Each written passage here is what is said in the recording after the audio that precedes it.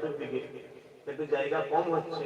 আবার কমিটি মানুষরা ভাবছিল হয়তো ভাইজানকে ভয় আর কেউ ভাইজান করে ডাকবে না।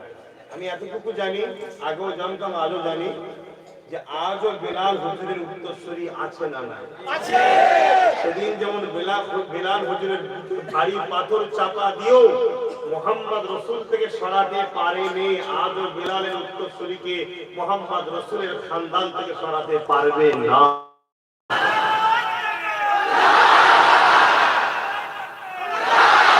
সেদিনও হয়তো আবু জেহেল জালিম অনেক জুলুম করেছে, উতবা অনেক জুলুম করেছে, সাইবা অনেক জুলুম করেছে, হযরতে খুবাইবের উপরে, হযরতে খাব্বাবের হুজুরে, হযরতে সিদ্দিক আকবরের উপরে। সেদিনও তাদের উত্তরসূরি আজও দুনিয়ায় আছে না নাই? সেদিন তারাও মুহাম্মদ রাসূলকে ছাড়েনি। এত জুলুম হয়েছে যে রড গরম করে ঠোঁটে ঠেকিয়েছে, আগুন তৈরি করে আগুনে বসিয়ে দিয়েছে, কোমরের গোশত পুড়ে পুড়ে আগুন বন্ধ হয়ে গেছে। এত কষ্ট করে সহ্য করেছে, তথাপিও তারা আল্লাহ ছাড়েনি, নবী ছাড়েনি, সত্য ছাড়েনি। আমারও বিশ্বাস কিয়ামতের শেষ দিন পর্যন্ত আমরা যারা সাহাবাদের উত্তরসূরি, আমাদের উপরে যতই জুলুম হোক না কেন, যতই স্টিম রোলার চালাক না কেন, আমরা কখনো সত্যকে, আল্লাহকে, রাসূলকে, দ্বীনকে আমরা কখনোই ছেড়ে যেতে পারি না। ঠিক না বেঠি? তাই আমার ভাইরা একটু বসতে অসুবিধা হচ্ছে, হয়তো আপনারা সামনে দাঁড়িয়ে থাকার জন্য পিছনের ভাইরা দেখতে অসুবিধা হচ্ছিল। একটু কথা না বলে নিজেদের মধ্যে ইশারায় ইশারায় কাজ করলে তাহলে আমার সুবিধা হবে, কেন আমি দু কথা আলোচনা করব। দরুদ তোমাকে হাজারো দরুদ, দরুদ তোমাকে হাজারো দরুদ, হে আমার নবী আকরাম,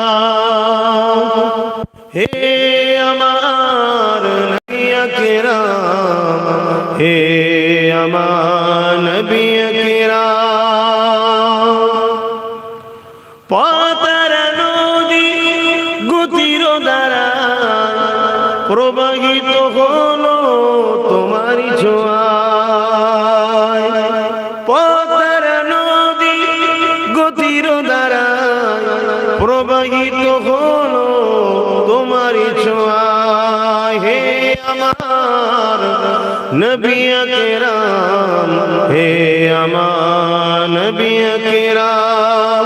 দরুদ তোমাকে হাজার দরুদ, হে আমার নবী আকরাম। আল্লাহুম্মা সাল্লি আলা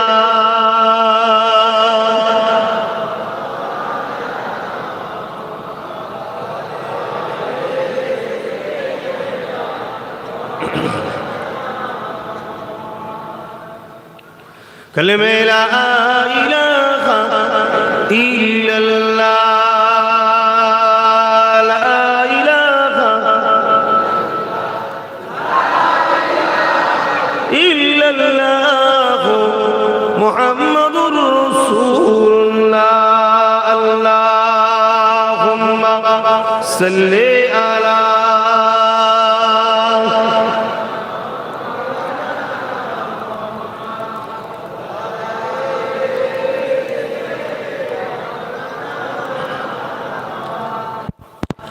وقال الله تعالى في كلام المزيد والفرقان الحميد وما خلقت الجن والإنس إلا ليعبدون। আমার আব্বা জানেরা, আমার আম্মা জানেরা, ভাইয়েরা, বোনেরা, ছোট ছোট বাচ্চারা, দুদিনের দুনিয়া, সবাই এক এক করে এসেছিল, এক এক করে চলে যাচ্ছে। এই দুনিয়াও একদিন ফানা হবে না? হবে না? ইজা ওয়াকাতিল ওয়াকিয়া লাইসা লিওয়াকাতিহা কাযিবা। অবশ্যই কিয়ামত একদিন হবে, দুনিয়া একদিন ধ্বংস হবে। অতএব এই দুদিনের দুনিয়াতে আমরা এসেছি, কি জন্য এসেছি, কে পাঠিয়েছে, কি করতে পাঠিয়েছে, এইটাই জানা আমাদের জীবনের সবথেকে প্রথম মাকসাদ, ঠিক না বেঠিক? আমাদেরকে দুনিয়ায় কে সৃষ্টি করে পাঠিয়েছে? সকলে জবান খুলে বলুন কে, আর উচ্চ আওয়াজে বলুন কে, শাহাদাত আগুন তুলে বলুন কে, সকলে আগুন তুলে বলুন কে? আল্লাহ। এই যে আল্লাহ বলছেন, আমার আল্লাহ 40টা নেকি দিচ্ছে, কেন এক একটা করে 10টা করে নেকি আছে, জোরে বলুন সুবহানাল্লাহ। আমরা সবাই কম বেশি গুনাহগার, এখন যে নেকি হচ্ছে আমাদের অসুবিধা হচ্ছে, তাহলে আমরা ভালো দুনিয়ার বুকে চলতে গিয়ে হয়তো অনেক ভুল করে ফেলি, কিন্তু এই মুহূর্তে তো ভালো কাজ হচ্ছে, এই জায়গাটাও থাকা দরকার আছে। এই পৃথিবীতে দুটো দল আছে, একটা হলো রহমানের, একটা হলো শয়তানের। একটা আল্লাহর আর একটা হলো ইবলিসের, শয়তানের। আপনারা কোন দলে থাকতে চান? একটু মুখ খুলে বলুন কোন দলে? আল্লাহর দলে যারা দুনিয়ায় থাকবে তাদের জন্য রাসূলের বাণী হলো দুনিয়া ও সিদরুল মুমিনিন ওয়া জান্নাতুল লিল কাফিরিন। মুমিন যারা তারা আল্লাহর দলের লোক, আর মুমিনদের জন্য দুনিয়াটা কি? জেলখানা। রাসূল বলছে জেলখানায় কি হয় বুঝতে পারছেন? শান্তি হয় না কষ্ট হয়? তাহলে দুনিয়াতে আল্লাহর দলে থাকতে গেলে কষ্ট হবে না শান্তি হবে? চিৎকার দিয়ে বলুন, আপনি কষ্ট সহ্য করতে পারবেন? 40 বছর, 50 বছর, 60 বছর, 70 বছর, 80 বছর, 100 বছর। আর রহমানের দলে যদি 100 বছর কষ্ট করে থাকতে পারে, মহান রব্বুল আলামিন দয়াময় মৃত্যুটা দেবে শুধুমাত্র একটা বাহানা, তার বিনিময়ে তোমাকে শান্তির দরজা খুলে এবারে আর কোনো অশান্তি নেই, শুধু শান্তি আর শান্তি, শান্তি আর শান্তি, যেখানে শান্তির কোনোদিন শেষ থাকবে না। জোরে বলুন সুবহানাল্লাহ। আর শয়তানের দলে যদি যান, দুনিয়াতে চোখে দেখবেন শান্তি, ওখানেও কিন্তু শান্তি নেই। শয়তানের দলে শান্তি আছে নাকি? চোখে দেখি শান্তি, কিন্তু হাকিকাতে শান্তি নেই। তথাপিও আমরা বাস্তবটাকেই বলছি যে রহমানের দল আর শয়তানের দল। তামাম নবীরা কোন দলে ছিলেন? রহমানের দলে না শয়তানের দলে? আমার নবী, নূর নবী, দয়ার নবী কোন দলে ছিলেন? রহমানের দলে না শয়তানের দলে? তামাম সাহাবা হুজুররা কোন দলে ছিলেন? পীর পয়গম্বররা কোন দলে ছিলেন? আমার গরিবের নওয়াজ কোন দলে ছিলেন? আমার আপনার পীর মুজাদ্দিদ জামান কোন দলে ছিলেন? রহমানের দলে। যারা রহমানের দলে ছিল তাদের দুনিয়াতে বিভিন্ন মুসিবতের সম্মুখীন হতে হয়েছে না হয়? আল্লাহর জমিনের উপরে এবং আসমানের নিচে আমার রাসূলের মতো অত ভালো মানুষ এসেছে কেউ? একটু সারা দিলে খুশি হব। আসবে কেউ? অত দয়ালু কেউ এসেছে? অত দাতা কেউ এসেছে? অত নম্রতা ভদ্রতা কেউ এসেছে? অত ইনসাফ ওয়ালা কেউ এসেছে? অত উসওয়াতুন হাসানা, উত্তম ব্যবহারকারী কেউ এসেছে? তথাপিও রাসূল বলছেন, আমার আল্লাহ আমাকে যে আজমাইশ নিয়েছে, যে পরীক্ষা নিয়েছে, যে কঠিন মুসিবতের সম্মুখীন আমি হয়েছি, কোন নবীরাও হয়নি, আর কিয়ামত পর্যন্ত কেউ হবেও না। এত কঠিন আজমাইশ আল্লাহ আমি মুহাম্মদকে নিয়েছে, তথাপিও আমি মুহাম্মদ আমার আল্লাহর গোলামিতেই জিন্দেগি কাটিয়েছি। জোরে বলুন সুবহানাল্লাহ। দোস্ত আল্লাহর আওয়াজ, তাকে আল্লাহ পরীক্ষা নিচ্ছে, আমাদেরকে নেবে না নেবে না। আল্লাহ নবী মক্কা জমিনে হক প্রচার করতে লাগলেন। নবী আমার মক্কা জমিনে শান্তি প্রতিষ্ঠিত করতে লাগলেন। আল্লাহ নবী মক্কার জমিনটাকে পবিত্র বানাতে লাগলেন। মক্কা জমিনে জালিম অত্যাচারীদের হাত থেকে মক্কা নাগরিকের মানুষকে মুক্তি আজাদ দিতে লাগলেন। তাই নবী আমার মক্কার মানুষকে আওয়াজ দিয়ে দিলেন, এ মক্কার মানুষেরা, শিশু বাচ্চা দিওকে জেন্ত জেন্ত পুঁতে দিও না, বাচ্চা মহিলাগুলোকে হত্যা করে করে দিও না, নারীগুলোকে ভোগের পাত্র বানিয়ে দিও না, এমন করে গরিবগুলোকে শিকল দিয়ে বেঁধে দাসী বানিয়ে জুলুম করো না। আল্লাহ নবী যখনই সত্যি দাওয়াত দিলে গরিবদেরকে কণ্ঠ তুলতে লাগলে সঙ্গে সঙ্গে তৎকালীন সময় জালিম আবু জেহেল উতবা সাইবা বলহা এরা মিটিং করে নিল মুহাম্মদকে রুখতে হবে, না আমাদের সাম্রাজ্য হাত থেকে ফসকে যাবে। জুলুম হয়েছে না হয়নি? কত জুলুম হয়েছে। একটা দুটো করে মানুষ তারপরও নবীর এই সুন্দর কথা শুনে, সত্য কথা শুনে জালিমদের দল ছেড়ে রসুলের দলে আসছে। জোরে বলুন সুবহানাল্লাহ। আরে আমরা তো ভুলের মধ্যে, ঠিকই বলছি, আমাদের স্রষ্টা আল্লাহ তিনি আমাদেরকে পাঠিয়েছে দুনিয়ায় ফিতনা করার জন্য নয়, ফাসাদ করার জন্য নয়, একে অপরকে ভালোবেসে তার দাসত্ব করার জন্য পাঠিয়েছে। আবু জেহেল উতবা সাইবা দেখলো এত বলার পরও মুহাম্মাদের দিকে একটা দুটো করে লোক যাচ্ছে। সে তখন চিন্তা করলো ডাইরেক্ট মুহাম্মাদকে তো রোকা সম্ভব নয়, কেন একটা বড় পরিবারে, সম্ভ্রান্ত পরিবারে তার চাচারা বড় বড় সব দায়িত্বে রয়েছে।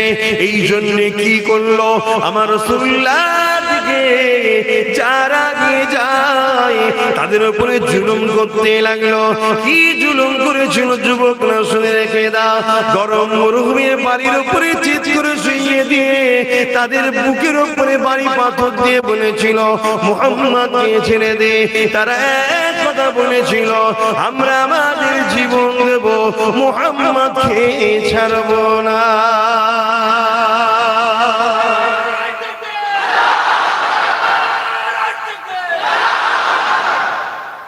জুলুম হয়েছে না হয়নি? কত সাহাবারা এই অবস্থায় মারা গেছে।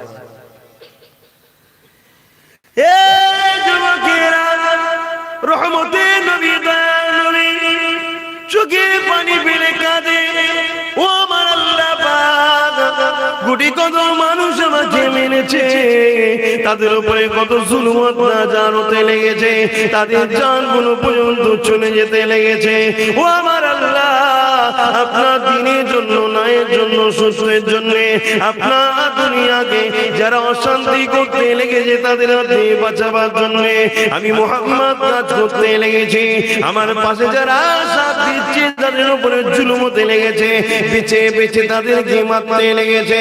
এমন একটা সময় এসে যায় আল্লাহ নবী অসহায় সাহাবাদের কষ্টটা দেখতে না পেয়ে নবী আমার সাহাবাদেরকে বলে দিলে, এ বাবা সাহাবারা কিছুদিনের জন্য হিজরত করো বাবা, অন্য অন্য জায়গায় চলে যাও বাবা। তারা তাদের ঘর ছেড়ে দিয়েছে, তারা তাদের জমি জায়গা ছেড়ে দিয়েছে, তারা তাদের ঘর বাড়ি গ্রামকে ছেড়ে দিয়ে অন্য জায়গাতে আশ্রয় নিয়েছে। তথাপিও তারা আল্লাহ নবীকে ছাড়েনি। এইভাবে এমন একটা দিন এসে যায় আল্লাহ নবীর উপরে তারা জুলুম করতে লেগেছে। নবীর জীবনে এমনও দিন গেছে এক মাস আল্লাহ নবী পাহাড়ে গিয়ে জঙ্গলে গিয়ে আশ্রয় নিয়েছে। নবী আমার গাছের পাতা ফল মূল খেয়ে জীবন ধারণ করেছে। কি জন্যে আল্লাহ নবী শুধু বলেছিল জুলুম অত্যাচার বন্ধ করো, নারীদের অধিকার দাও, নারীদের মর্যাদা দাও। কি কথা বলেছিল, জমিন যার আইন মানতে হবে তার। নবীকেও ঘর ছাড়তে হয়েছিল,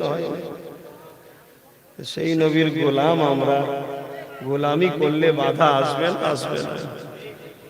দুনিয়া ভুল বুঝতে পারে, দুনিয়ার চোখের পর্দা রঙিন আছে, রঙিন চশমাই তো রঙিন দুনিয়া দেখবে। কিন্তু চশমা খুলে দেখো যে সেই রাসূলের দ্বীন নামাজ আর রোজার মধ্যে সীমাবদ্ধ নয়। সেই রাসূলের দ্বীন কি বলছে? সেই রাসূলের দ্বীন বলছে তোমরা মানুষকে সত্য কথা শিক্ষা দাও, সত্যের পথে চলা শিক্ষা দাও এবং মানুষকে অন্যায় থেকে দূরে রাখার জন্য মানুষকে শিক্ষা দাও। কোনটা নাই আর কোনটা অন্যায়। রাসূল যেটা করতে বলেছে ওটাই নাই, রাসূল যেটা নিষেধ করেছে ওটাই অন্যায়। তুমি পৃথিবী যেখানে থাকো না কেন, তোমাকে একটা কথা স্মরণ করতে হবে। তুমি যদি আল্লাহকে বিশ্বাস করো, তুমি যদি আখিরাতকে বিশ্বাস করো, তুমি যদি কিয়ামতকে বিশ্বাস করো, তুমি যদি জান্নাত জাহান্নামকে বিশ্বাস করো, তুমি যদি ফেরেশতাকে বিশ্বাস করো, তোমার দিলে যদি থাকে সুম্মা নুফিকা উখরা ফাইজা হুম কিয়ামুন ইয়ানজিরুন, আবার তোমায় সিংহাসন দিয়ে হবে, আবার তোমাকে জমিন থেকে আল্লাহ পাক উঠাবে। সেই দিন আল্লাহ তোমার কাছে কৈফিয়ত নেবে, এ বান্দারে জমিন আমার ছিল, আমার জমিনে কার হয়ে লড়েছিস, আমার জমিনে কার গুণগান গেয়েছিস, আমার জমিনে তুই শান্তি করেছিলি না ফিতনা করেছিলি, আমার জমিনে কার দাসত্ব করেছিলি, আমার জমিনে কার আইন তুই মেনেছিলি। এ বান্দা তুই আমাকে জবাব না দে। এই বিশ্বাসে তোমার থাকে, তুমি আমেরিকায় থাকো, লন্ডনে থাকো, ভারতে থাকো, পৃথিবীর যেখানে থাকো না কেন, তোমার নেতা একমাত্র একজন, যিনি হলেন আব্দুল্লাহ আমিন আব্দুল্লাহ মুহাম্মাদুর রাসূল। তাই তো নাকি গো? অন্য কাউকে নেতা বললে মানলে চলবে? একটা, হ্যাঁ, ওই নেতার অনুসরণে যারা চলবে, ওই নেতার মেসেজ যারা দিতে আসবে, ওই নেতার কথা যারা বলবে, তাতে করে কাঁধে করে ঘুরলে মদিনা থেকে ওই নেতা খুশি হবে যে আমার পক্ষে বলেছে তাই সম্মান পেয়েছে। জোরে বলুন সুবহানাল্লাহ। আর যদি তোমরা একটা নিয়েতে আমাকে রাস্তা থেকে নিয়ে এসে থাকো, যেমন রাসূলের গোলাম আসছে, কি আমার নবীর দরবারের কুত্তা আসছে, আল্লাহর কসম বলছি তোমাদের এই প্রেম কিয়ামতের দিন রাসূলের শাফাআত মিলবে। জোরে বলুন সুবহানাল্লাহ। যে আমরা অন্য কোনো কারণে করিনি, আমরা মুহাম্মাদের পক্ষে কথা বলে, মুহাম্মদ রাসূলের গোলামি করে, তাই আব্বাসকে ভালোবাসি। আল্লাহর কসম তোমার জন্য আমি কিছু যদি করতে না পারি, মদিনাওয়ালা তোমার জন্য করবে। জোরে বলুন সুবহানাল্লাহ। আল্লাহ, এটা বিশ্বাস আমাদের, ঈমান আমাদের। কেন আমার রাসূল মরা নেতার উম্মত আমরা নয়, মরা নেতার দলের লোক আমরা নয়। কিন্তু আজ বড় প্ল্যান করে সেই নবীর দ্বীনকে মুছা ষড়যন্ত্র সারা পৃথিবী জুড়ে হচ্ছে। আজ আমাদের ঘরে সেই রাসূলের দ্বীনকে উঁচু করে তুলে রাখতে হবে। তাতে যদি সাহাবাদের উপরে জুলুম হয়েছে, তাদের উত্তরসূরি হিসাবে আমাদের উপরে যদি জুলুম হয়, আমরা নিজেরা বুকে ভারী পাথর চাপিয়ে প্রমাণ দেব আমরা উপযুক্ত উত্তরসূরি আছি। জোরে বলুন সুবহানাল্লাহ। আরে শিক্ষা নাও সেই পাথর থেকে, পাথর থেকেও শিক্ষা নেওয়া হয়েছে। কোন পাথর মনে পড়ছে? হযরতে আমার রাসূল পাক সাল্লাল্লাহু আলাইহি ওয়াসাল্লামের সামনে আবু জেহেল কি বলেছিল যে মুহাম্মদ আমার হাতে কি আছে? একটা পাথর ছিল, তাই তো নাকি? এই সবাই আমরা জানি, কিন্তু এই পাথর থেকেও শিক্ষার ব্যাপার আছে। কি শিক্ষার ব্যাপার? আল্লাহ নবী যখন বললেন তোমার হাতে যে আছে ও যদি বলে আমি কে, তাহলে তো তুমি কলেমা পড়ে নেবে। আজ আমরা ভাবি, অনেকে বলে যে আমি আমেরিকায় বাস করি, আমি লন্ডনে বাস করি, আমি ফ্রান্সে বাস করি, আমি তো কোনো মুসলিম কান্ট্রিতে বাস করছি না, আমি গণতান্ত্রিক দেশে বাস করি। আমাকে সব কথা মানতে গেলে হয়, নবীর সব কথা নিয়ে চলতে গেলে হয়, কোরআন অনুযায়ী চলতে গেলে হয়। হায় রে কপাল, প্রত্যেকটা ধর্মের মানুষ তার ধর্মীয় কালচারে কালচারিত হচ্ছে, তার সমস্যা হচ্ছে না। কেউ যদি হিন্দু ধর্মের মানুষ হয়, সে তার ধর্মের কালচার উল্টা বসা করছে, তার অসুবিধা হচ্ছে না। যে শিখ, সে মুখে দাঁড়িয়ে রেখে তার ধর্মীয় বিশ্বাসে সে ঘুরে বেড়াচ্ছে, পাগড়ি পড়ছে, সমস্যা হচ্ছে না। কেউ আবার গেরুয়া জামা পরে ঘুরে বেড়াচ্ছে। যারা বৌদ্ধ ধর্মের মানুষ, তারা তাদের এক ধরনের জামা পরে ঘুরে বেড়াচ্ছে, তাদের সমস্যা হচ্ছে না। শুধু সমস্যা আমাদের হচ্ছে, নিজেদের অস্তিত্ব আমরা নিজেরা বিলীন করে দিচ্ছি। এর থেকে পাঁচটা, ওর থেকে পাঁচটা, ওর থেকে পাঁচটা, ওর থেকে পাঁচটা নিয়ে তো আমরা চলছি। আমাদের মধ্যে নবীর কোনটা? সব তো ধার করা। আচ্ছা, কিন্তু আমার রাসূল সর্বকালে সর্বশ্রেষ্ঠ। আমি বলিনি, প্রত্যেকটা ধর্মের ধর্মগুরু বলেছে মুহাম্মদ সর্বকালে সর্বশ্রেষ্ঠ। জোরে বলুন সুবহানাল্লাহ। সর্বকালে সর্বশ্রেষ্ঠ লিডার কেউ, আমরা সেই লিডারকে ছেড়ে দিয়ে যারা সর্বকালে সর্বশ্রেষ্ঠ নয় তাদের অনুসরণ করে বেড়ায়। কেন? ওই একটাই কথা, কি করব, কি করব। কিন্তু একবার ওই ঠান্ডা আমাদের চিন্তা করি, আবু জেহেল যখন বলেছিল আমার হাতে কি, আল্লাহ নবী বলেছিলেন তোমার হাতে যেটা আছে ও যদি বলে দেয় আমি কে। আবু জেহেলের হাতে পাথরটা ছিল, পাথরটা আবু জেহেলের কবজার মধ্যে ছিল। খুব ভালো করে বুঝবে, পাথরটা আমার নবীর কবজার মধ্যে ছিল না, আবু জেহেল হাতের মুঠোর মধ্যে ছিল। পাথরটা আবু জেহেলের দখলে ছিল, পাথরটা আবু জেহেলের ক্ষমতার মধ্যে ছিল, পাথরটা আবু জেহেলের আয়ত্তের মধ্যে ছিল। পাথরের উপরে ক্ষমতা আবু জেহেলের চলছে, পাথরের উপরে রাজত্ব আবু জেহেলের চলছে, পাথরকে বেঁচেছে আবু জেহেল। কিন্তু যেখানে আমার নবীর শান মর্যাদার ব্যাপার হলো, পাথরটা একবারও ভাবলো না এ আমাকে আগুনে দিয়ে পোড়াবে, কি আমাকে কি টর্চার করবে, আমাকে কি শাস্তি দেবে, একবারও ভাবেনি। আমার নবীর ইজ্জতের যেখানে ব্যাপার আসবে, আমার উপরে যতই জুলুম হোক না কেন, আমি আমার নিজের জুলুমের পাওনা করব না। এই পাথরটা আবু জেহেলের কবজায় থাকার পরও হাত থেকে বলেছিল আশহাদু আল্লা ইলাহা ইল্লাল্লাহ ওয়া আশহাদু আন্না মুহাম্মাদুর রাসূলুল্লাহ।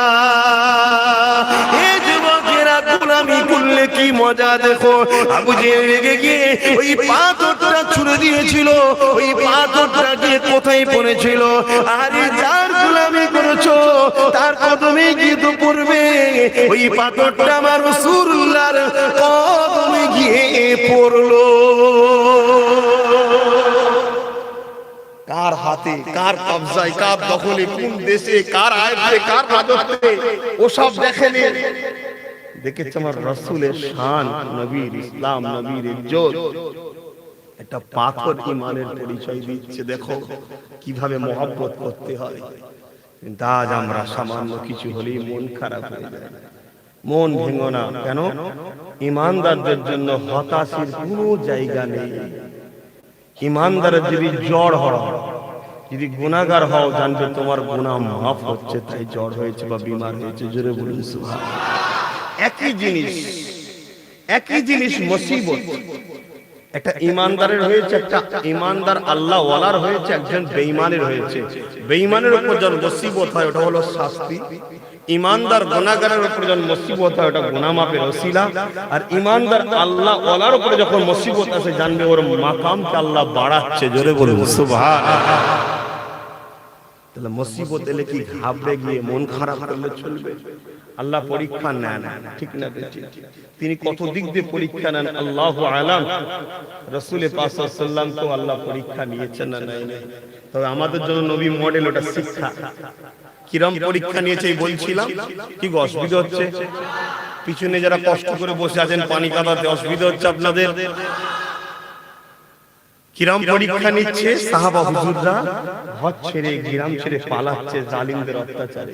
একটা দিন রাসূল পাক সাল্লাল্লাহু আলাইহি ওয়াসাল্লামকেও মক্কা ছেড়ে চলে যেতে হয়েছিল। কিন্তু ওই মক্কা আবার আমার আল্লাহ কার হাতে দিল? বলুন, রাসূলের হাতে। অতএব समझने वालों इशारों में काफी है। দিন আল্লাহ পাক আজ দেয়নি, কাল দেবে, কাল দেয়নি, পরশু দেবে। তুমি যদি আল্লাহর জন্য করে থাকো, রাসূলের জন্য কোনো কাজ করে থাকো, তোমাকে এখানে হতাশ হলে হবে না। যে মসজিদ তো আল্লাহর জন্যই করছিলাম, ভূমিকম্প ভেঙে গেল, মন খারাপ করো না। হয়তো আল্লাহ পরীক্ষা করছে, যে দ্বিতীয়বার আবার ট্রাই করে কি দেখি, আবার করছো, আবার ভেঙে দিয়েছে, দেখি ও ধৈর্য আছে কিনা, হতে পারে। ইতিহাস আমাদের জন্য সাক্ষী। ইতিহাসের পাতা খুলিয়ে দেখা যায় হযরত মুসা আলাইহিস সালাম ফিরাউনের বিরুদ্ধে মোকাবিলায় নামলো। ফিরাউন শয়তানের দিকে, মুসা নবী রহমান আল্লাহর দিকে। লড়াইয়ের ময়দানে দেখা যায় মুসা নবী পরাজিত হয়ে গেল, ফিরাউন জিতে গেল। শুনছেন ভাই? মুসা নবীর সাথে যারা ছিল বলছে, হুজুরি কি হলো? আল্লাহ আমাদের সাথে হেরে গেল কেন? বলছে দাঁড়া দেখছি, যে আলোচনা করছি। ও আল্লাহ, ঠিক আছে যাও। আবার পরের দিন গেছে, আবার হেরে গেছে। মুসা নবীর যারা উম্মত, সবার ইমান কি সমান ভাই? কিছু দুর্বল থাকে। মুসা নবী বলছো আল্লাহ কিছু দুর্বল লড়বড়ায় ধৈর্য হারা হয়ে যাবে তো, ঠিক আছে যাও। আচ্ছা আল্লাহর কি কাউকে দরকার আছে? কারো দরকার নেই। আল্লাহ পাককে একদিন মুসা নবী খুব চেপে চেপে ধরেছে যে আল্লাহ বলতে হবে কি ব্যাপার, কেন হক তো কখনো হারে না, ঠিক না বেটি? এটা পরীক্ষা কিছু আছে। আল্লাহ বলছে ওই যে রাত্রিরে ফেরাউন এমন ভাবে না ঘিসড়ি দিয়ে আমার কাছে কাঁদে আর বলে আল্লাহ প্রকৃত খোদা তো তুমি, দুদিনের একটু খোদাই করতে দাও না, কেন ফিরে নিচ্ছ? তোকে আমি ফিরাতে পারি না। চিন্তা করো, যেটা ফেরাউনকে যদি তার গুরগুরিতে ফিরিয়ে দেয়, ৫ ওয়াক্ত নামাজে হাত তুলছে আল্লাহ যারা আমার ভালোবাসার মানুষদের মেরেছে তাদের বিচার আমার কাছে দিলাম, একদিন না একদিন খাটবে ইনশাআল্লাহ। কথা বুঝে আসছে? ঠিক আছে, কোন অসুবিধা নেই। কেন আমরা সবাই ইসলামের পক্ষে, গরিবের পক্ষে আমার আল্লাহ রাসূল আমাদেরকে যে শিক্ষা দিয়েছে সেই রাস্তায় আমরা চলেছি, ঠিক না বেটি? আজ আল্লাহ পাকের কি হিকমত কি মর্জি আছে আল্লাহ ভালো জানে, ঠিক না বেটি? তো মন খারাপ ধৈর্য হারা হওয়া এটা ঈমানদারদের কাজ। আল্লাহ বা কোরআন পাকের মধ্যে জানিয়ে দিলেন যারা নামাজ কায়েম করে, যাকাত দেয়, সৎ পথে চলে, মানুষকে সত্যি রাস্তা দেখায় এবং সবর ভাবে অবলম্বন করে চলে, ধৈর্য ধারণ করে, অবশ্যই আমার আল্লাহ তাদের পক্ষে রয়েছে, তারা অবশ্যই কামিয়াবি হবে। এবার একটা প্রশ্ন, কবে হবে? সময়ের অপেক্ষা, আল্লাহ ভালো জানে। তোমার জন্য যেটা সময় সেটা আল্লাহ জানে, ঠিক না?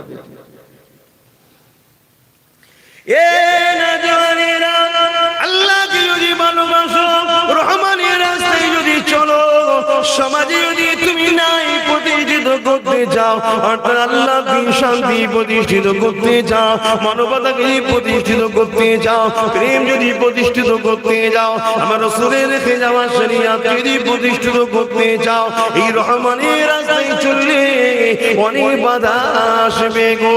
ইতিহাস সাক্ষী দিয়েছে, কেন নবী আমার মদিনা নববী শরীফে বসে আছে, এমন সময় একটা যুবক চলে আসলো, আল্লাহ নবীকে সালাম দিয়ে বলল ইয়া রাসূলুল্লাহ হাবিবাল্লাহ, আমি আপনাকে ভালোবাসি, আমি আল্লাহকে ভালোবাসি। আল্লাহ রাসূল বললেন কি বলছো তুমি, বুঝে বলছো কি? জি ইয়া রাসূলুল্লাহ, আমি বুঝে বলতে লেগেছি। আল্লাহ নবী আবার বললে কি বলছো তুমি? ইয়া রাসূলুল্লাহ হাবিবাল্লাহ, আমি আপনাকে ভালোবাসি, আমি আল্লাহকে ভালোবাসি। আল্লাহ নবী আবার বললেন বাবা তুমি কি বুঝে বলছো?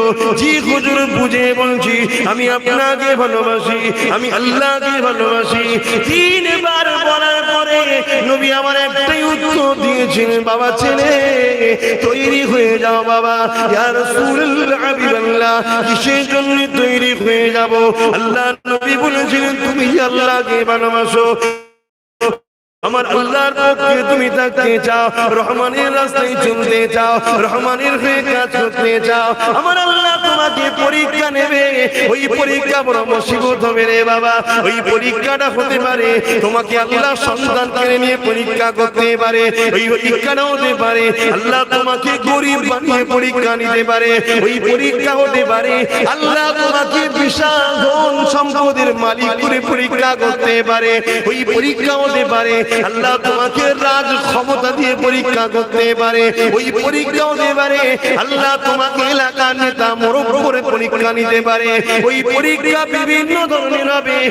তুমি যদি পরীক্ষায় কামিয়াবি হতে পারো, আমার আল্লাহ তোমার জন্য পরকালে 8টা জান্নাতের দরজাকে খুলে দেবে। যেখানে তুমি যাবে শান্তিতে বসবাস করবে, আল্লাহ নিয়ামত ভোগ করবে, তোমার জন্য 70টা হুর অপেক্ষায় থাকবে, সর্বসময় তোমার খেদমতে থাকবে, কখনো তোমার ক্লান্ত শরীর হবে না, কখনো কোনো খাদ্য খাওয়ার পরে তোমার শরীরে কোনো খারাপ হবে না, কখনো তোমার বয়সটা কমজোর হয়ে যাবে না। আর যেমন আমাদের বয়স বাড়লে শরীরের আস্তে আস্তে কমজোরি আছে, চামড়া পুরো ফুটিয়ে যায়, আল্লাহ নবী জানিয়ে দিলেন ওই যে 18, 19, 20 বছরের যুবক বয়স যেমন জান্নাতীদের বয়সটা শেষ নাই, সর্বসময় 18-19 বছরের যুবক তারা হয়ে থাকবে। আর যারা জান্নাতি হুর হবে অর্থাৎ ওই পুরস্কার হিসাবে পাবে 16 বছরের কুমারী, ওই রকম সুন্দরী সেবিকা আল্লাহ তাদের দেবে। আমি শরীয়তের কথা বলছি, বা অসুবিধা হচ্ছে না? কিন্তু তোমাকে তো পরীক্ষাটা দিতে হবে, তোমায় কিছু যে দেবে, দাঁত দিবার আগে পরীক্ষা নেবে না? সেই পরীক্ষা।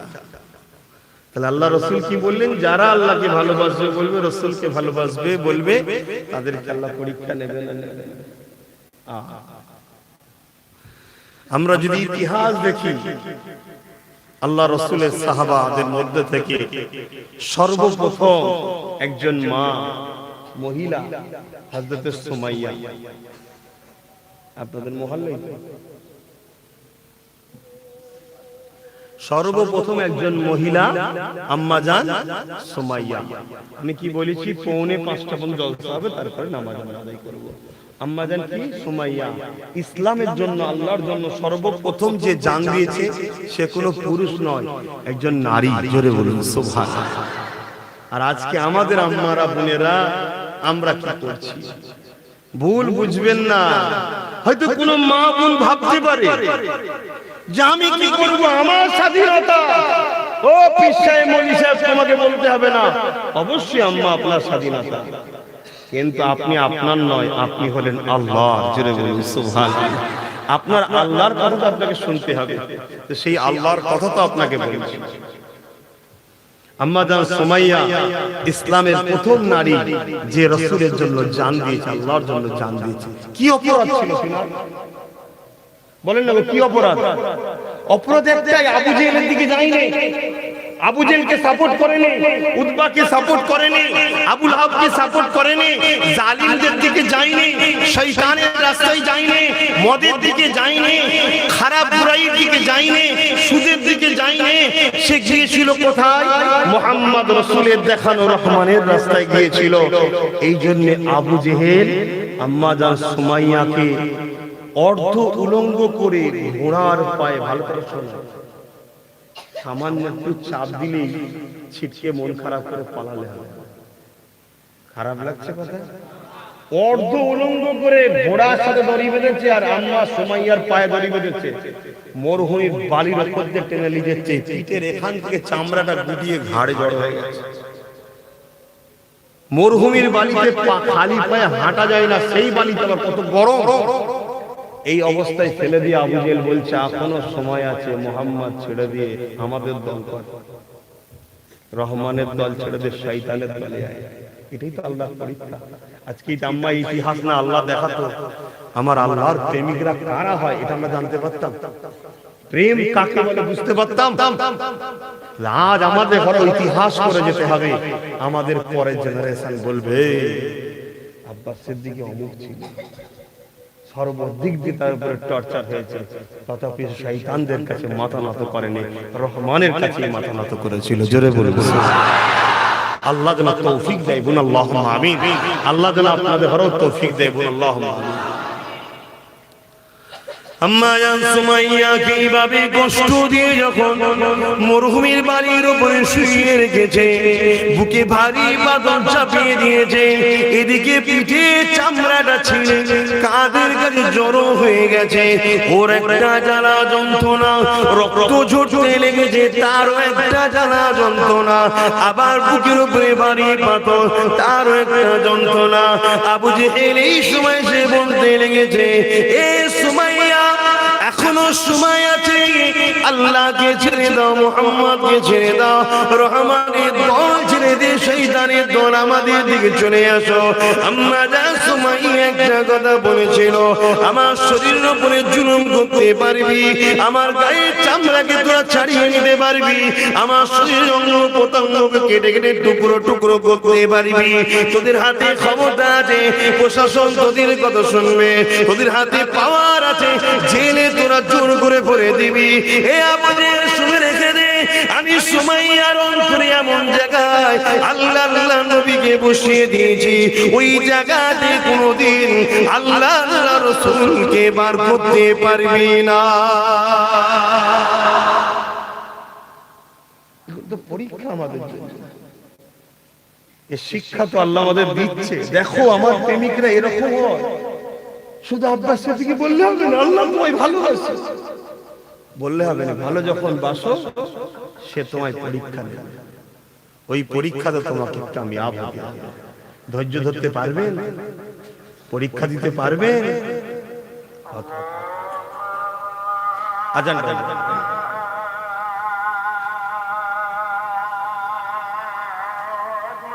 আল্লাহু আকবার।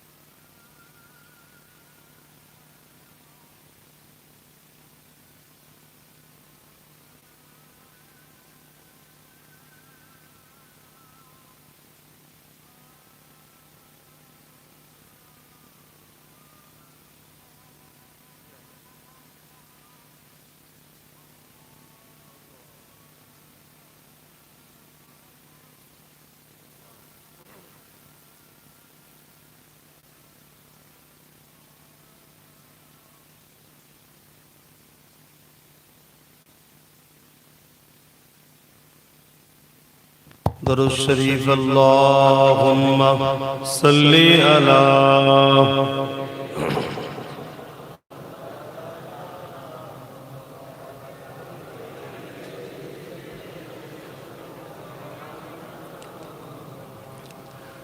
جہاں روضۂ پاکی خیر الورا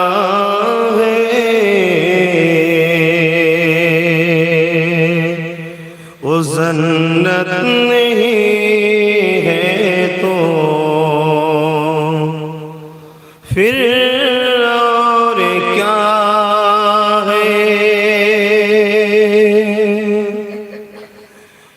جہاں روضۂ پاکی خیر الورا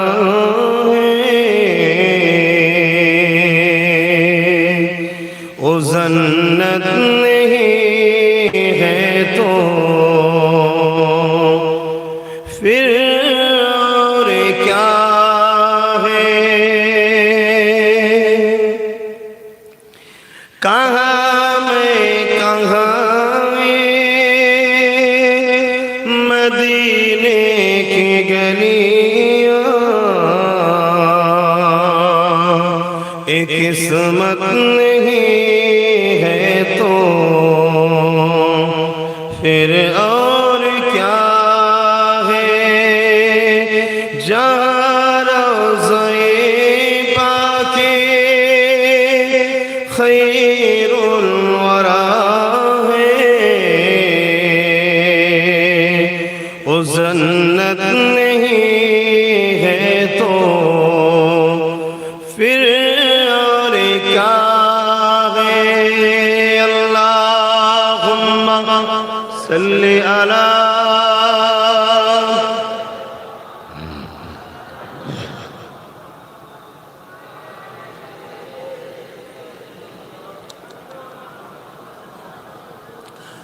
मोहम्मद की अजमत को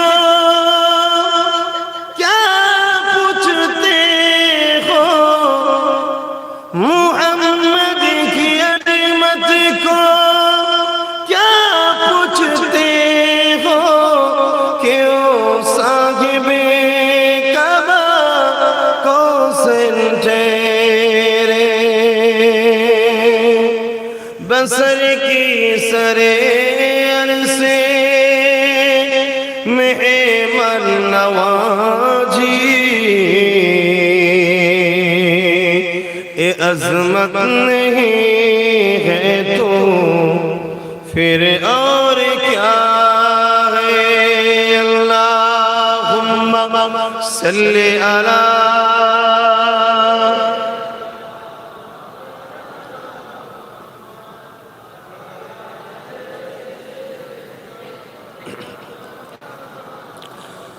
মুসলমানের ছেলে মেয়েরা তরুণেরা এ নবী বাগের প্রেমিকেরা বুঝার চেষ্টা করুন, দুদিনের দুনিয়ার জন্য আখিরাত কি হারিয়ে ফেলবেন না।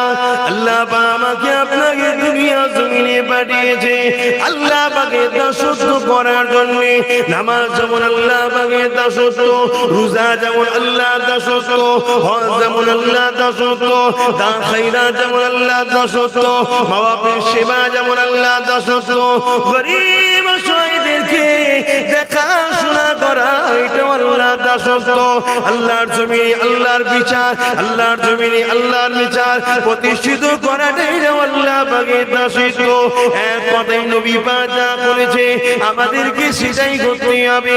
আমি যে কথা বলতেছিলাম, আম্মা জান সুমাইয়া যখন আমার নবী পাকের সাথ দিলে, আমার নবীকে নবী বলে, আল্লাহকে আল্লাহ বলে, নবীর কাজকে সাপোর্ট করলে, নবী নারীর পক্ষে ছিল, আম্মা জান সুমাইয়া নারীর পক্ষে ছিল, নবী অন্যের বিরুদ্ধে ছিল, আম্মা জান সুমাইয়া অন্যের বিরুদ্ধে ছিল, নবী গরিব এতিমদের হকের কথা বলেছিল, আম্মা জান সুমাইয়া হকের কথা বলেছিল, আল্লাহ নবী নামাজ রোজা যাকাতের পক্ষে ছিল, আম্মা জান সুমাইয়া নামাজ রোজা যাকাতের পক্ষে ছিল, আল্লাহ নবী মিথ্যার বিরুদ্ধে ছিল, আম্মা জান সুমাইয়া মিথ্যার বিরুদ্ধে ছিল, আল্লাহ নবী মদকে বন্ধ করেছিল, আম্মা সুমাইয়া মদকে বন্ধ করার সাপোর্টে ছিল, আল্লাহ নবী সুদের বিরুদ্ধে ছিল, আম্মা জান সুমাইয়া সুদের বিরুদ্ধে ছিল, আল্লাহ নবী ঘুষের বিরুদ্ধে ছিল, আম্মা জান সুমাইয়া ঘুষের বিরুদ্ধে ছিল, আল্লাহ নবী মেলাকে বন্ধ করেছিল, আম্মা জান সুমাইয়া মেলার বিরুদ্ধে ছিল, আল্লাহ নবী গান বাজনার বিরুদ্ধে ছিল,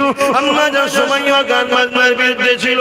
শুধু মুখে দাবি করব নবীকে ভালোবাসি, আর আমার নবীর মিশনটা ছিল দুনিয়ার বুকে অন্যায়কে মিটিয়ে দিয়ে ন্যায়কে প্রতিষ্ঠিত করা, এক আল্লাহর দাসত্ব জমিনে প্রতিষ্ঠিত করা। কারো নিজাম চলবে না, কারো আইন চলবে না। আমার রাসূলুল্লাহর মিশন হলো আল্লাহর জমিনে আল্লাহ পাকের আইন চলবে। এই যুবকেরা আম্মা জান সুমাইয়া এই কথাটা বলার জন্য, এই বিশ্বাস করে রাসূলের সাথে দেওয়ার জন্য আম্মা জান সুমাইয়াকে আবু জেহেল এইভাবে কষ্ট দিয়েছিল, এত কষ্ট দিয়েছিল, বুকে ভারী পাথর চাপিয়ে দিয়ে, ঘোড়ার পায়ে দড়ি বেঁধে দিয়ে, আম্মা জানের পায়ে দড়ি বেঁধে দিয়ে, মুরুমিতে টেনে টেনে নিয়ে গিয়ে গরম পানির উপরে চিতকে শুইয়ে দিয়েছিল। এত কষ্ট পেয়ে আম্মা জান যখন বলল, এ দুনিয়া জানি আবু জেহেল উতবা সাইবা তোদের হাতে ক্ষমতা রয়েছে, আমার জিসমের উপরে জুলুম করতে পারবি, আমার অন্তরের উপরে জোর দেখাতে পারবি না। এই কথা যখন শুনলো আম্মা জান সুমাইয়াকে আবু জেহেল বল্লমের আঘাত করলো। যখনই বল্লমের আঘাতটা করবে, এবার একটা ভারী পাথর তুলে নিয়ে আম্মা জানের মাথাতে মারতে যাবে। আমার আল্লাহ পাক বলে দিলে, হে আজরাইল তাড়াতাড়ি যা, আমার সুমাইয়া পরীক্ষায় পাস হয়ে গেছে, ওকে আর পরীক্ষা নেব না, ওর জানটাকে রুটা কবজ করে জান্নাতের বাগানে ঘুরতে দিয়ে দে।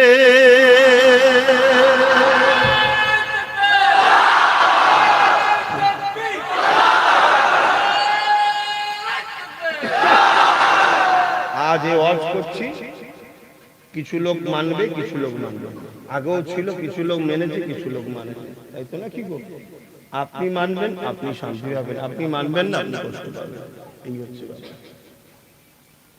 সবর করতে হবে, ধৈর্য ধরতে হবে। হকের পক্ষে থাকতে গেলে আল্লাহর পরীক্ষা আসবে। তবে এই পৃথিবীতে আসছেন একজন মাসিহ আসছেন। ইহুদিরা একটা মাসিহকে নেবে, সে এক চোখ কানা। আর আমাদের মাসিহ আসছে আওলাদে হোসাইন, রাসূলের খানদান, কুরাইশ বংশের সন্তান। আব্দুল্লাহ আমার নাম, আব্বার নাম, মায়ের নাম আমেনা, যা ওসিলায় তামাম পৃথিবীতে আল্লাহ শান্তি প্রতিষ্ঠিত করে দেবে। জোরে বলুন সুবহানাল্লাহ। এই পৃথিবীতে আজও শয়তানের দল তৈরি হচ্ছে আর আল্লাহর রহমানের দলের তৈরি হচ্ছে। আপনি কোন দিকে থাকবেন আপনার ব্যাপার। কিন্তু হ্যাঁ, সারাদিন মেহনতের পরে তবেই কিন্তু সন্ধ্যেবেলা আপনি পারিশ্রমিকটা পান। আল্লাহ দিনের কাজ করতে হবে। নামাজ, রোজা, হজ, যাকাত, দান, খায়রাত আল্লাহ দিনের কাজ। অন্যায়কে মিটানোটাও আল্লাহ দিনের কাজ। আজকে সেই জায়গায় আমরা বলবো আমরা তো রাসূলকে ভালোবাসি। রাসূলকে ভালোবাসবে কেউ, আর রাসূল যে দিন প্রতিষ্ঠিত করতে গিয়ে মার খেয়েছে সেই দিনের বিরুদ্ধের কাজ কখনো কেউ মেনে নিতে পারে না। আমি আমার মা বোনদেরকে বিশেষ করে বলবো, কারণ আজ তাম পৃথিবীর শয়তানরা মা বোনদেরকে বেশি করে টার্গেট করছে। কথা বুঝে আসছে? কেন দোয়া সব জায়গায় এখন ভান্ডার শেষ, তবুও মা বোনগুলো দোয়া একটু কবুল হচ্ছে। সেই জায়গাটা এখন শয়তানরা বেশি টার্গেট করছে, তাম পৃথিবীর শয়তান টার্গেট করছে। অতএব সেই জায়গাতে মা বোনদেরকে বলবো একটু সবর করুন, কষ্ট হলো। আপনারা ভুলে গেছেন আম্মারা, আপনারা ভুলে গেছেন বোনেরা। আরে যার জন্য কায়নাত আল্লাহ তৈরি করেছে তিনি কে? যার জন্য আল্লাহ কায়নাত তৈরি করেছে তিনি কে? আল্লাহ তৈরি করেছে যার জন্য দোনো জাহানকে, তিনি কে? জোরে বলুন। মুহাম্মদ সাল্লাল্লাহু আলাইহি সাল্লাম, তিনার স্ত্রী একদিন তিনাকে ডাকছে, শোনেন না? আম্মা জান আয়েশা সিদ্দিকা, হুজুর আমার ঘরে একটু আসেন। আল্লাহ নবী বলে, আয়েশা একটু ব্যস্ত আছি, আমি পরে আসছি হুজুর, একটু জরুরি দরকার ছিল। ঘরে ঢুকেছে, আম্মা জান বলছে, হুজুর আমার কাপড় ছিঁড়ে গেছে, পরনের কাপড় ছিঁড়ে গেছে। যার জন্য কায়নাত তৈরি হয়েছে, দোনো জাহানের বাদশা আল্লাহ যাকে বানিয়েছে, তার স্ত্রীর খবর কি? কাপড় ছিঁড়ে গেছে হুজুর, পরনের কাপড়। আল্লাহ নবী বলে, আয়েশা রে তালি দিয়ে ধরো, কিয়ামতে সব লোক। জোরে বলুন সুবহানাল্লাহ। আর যদি বলো না আয়েশা বলো, হাত তুলি, উহুদ পাহাড়কে আল্লাহ সোনা করে দেবে, তোমাকে মালিকানা করে দেবো, ভাঙিয়ে ভাঙিয়ে খাবে। উহুদ পাহাড়টা যদি সোনার মালিক কেউ হয়, পৃথিবীতে সবচেয়ে বড় ধনী হবে, ঠিক না বেটি? আম্মা তখন বললেন, হুজুর আমি ওই জন্য ডাকিনি, রাসূল দোয়া চাইনি, তথাপি উহুদ পাহাড়ের নিচের ভাগটা সোনা হয়ে গেল। জোরে বলুন সুবহানাল্লাহ। তাহলে কেন চেয়েছো? হুজুর আমি যে সেলাইটা করব, বাতি জ্বালাতে হবে তো, ওই বাতি জ্বালাবার মশলাটাও ঘরে নেই। এরকম গরিব আপনার এলাকায় কেন, বাংলায় কেউ আছে?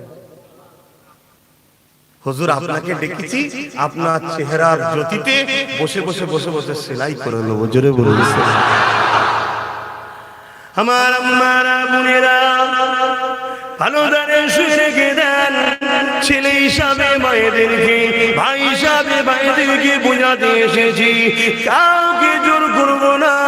হয়তো বক্তা অনেকে বলবে এই সব মোল্লাদের জন্য মুসলমানরা তো পিছিয়ে আছে। মুসলমানরা পিছিয়ে আছে একটাই কারণে, মুহাম্মদ রাসূলের গোলামি ছেড়ে দিয়ে শয়তানদের গোলামি করছে, তাই ঠিক না বেটি? যতদিন মুসলমান রাসূলের গোলামি করেছে, সে স্পেন হোক আর সাউথ আফ্রিকা হোক আর আমার ভারত হোক, ততদিন মুসলমানদের হাতে ক্ষমতা ছিল। জোরে বলুন সুবহানাল্লাহ। যেদিন মুহাম্মদ রাসূলের গোলামি ছেড়ে দিয়ে শয়তানের গোলামি করতে গেছে, আর প্রকৃত শয়তানের সঙ্গে কখনো পাল্লা দিতে পারে? তাই পেরে উঠতে পারে না। আর যতদিন মুসলমান রাসূলের গোলাম ছিল, রাসূলকে অনুসরণ করে চলেছে, আমার আলোচনায় আপনাদের অসুবিধা হচ্ছে না তো? লাইন ঘুরিয়ে দেবো? ততদিন আমাদের শান মর্যাদা ছিল। আমরা আজকে গোলামি করছি শয়তানের। দ্বিতীয় নম্বর আরেকটা কারণে আমাদের পতন হচ্ছে, সেই কারণটা হচ্ছে আমরা আহলে রাসূলদেরকে অপমান করা শুরু করেছি। এজন্য আমাদের উপর আল্লাহর লানত হচ্ছে। আপনি বলবেন আমি তো করিনি, আমি আগে অচল ছিলাম না, লূত নবীকে আল্লাহ বলেছিল 80,000 লোক মারবো, 40,000 খারাপ ছেলে ভালো, শুনেন না? আপনি করেননি, আপনার সমাজে করছে, আপনি তার খামোশ খেয়ে শুনছেন এবং তারই গুণ গাইছেন অফসাইড থেকে, ডাইরেক্ট না হলেও অফসাইড থেকে তাকেই সাপোর্ট করছেন। এজন্য আল্লাহর লানত হচ্ছে এই কওমের উপরে। আসুন ফিরে আসুন, আমরা ততদিন পর্যন্ত মাথা তুলে দাঁড়াতে পারবো না যতক্ষণ না আহলে রাসূলদের বায়াত নেব। আর আহলে রাসূলদের বায়াত যেদিন মুসলমান নিয়ে নেবে সেদিন तमाम পৃথিবীতে হুকুমত চলবে। সেই বায়াত ইমাম মেহেদীর হাতে হবে, জোরে বলুন সুবহানাল্লাহ। সেদিন কিন্তু আর বেশি দিন নয়। রাসূলের ভবিষ্যৎবাণী অনুযায়ী আমি আপনাদেরকে বলে যাচ্ছি বহুত কিছু ঘটবে। যেমন একটা গলার মুঠির হাড় পড়ে আছে, ছিঁড়ে গেলে টপ টপ করে মতিগুলো পড়তে থাকে। হে দুনিয়ার যুব সমাজ, মা বোন বাপ ভাই বলে যায়, লোভে পাপ, পাপে মৃত্যু, একটার পর একটা মুসিবত আপনাদের উপরে আসবে।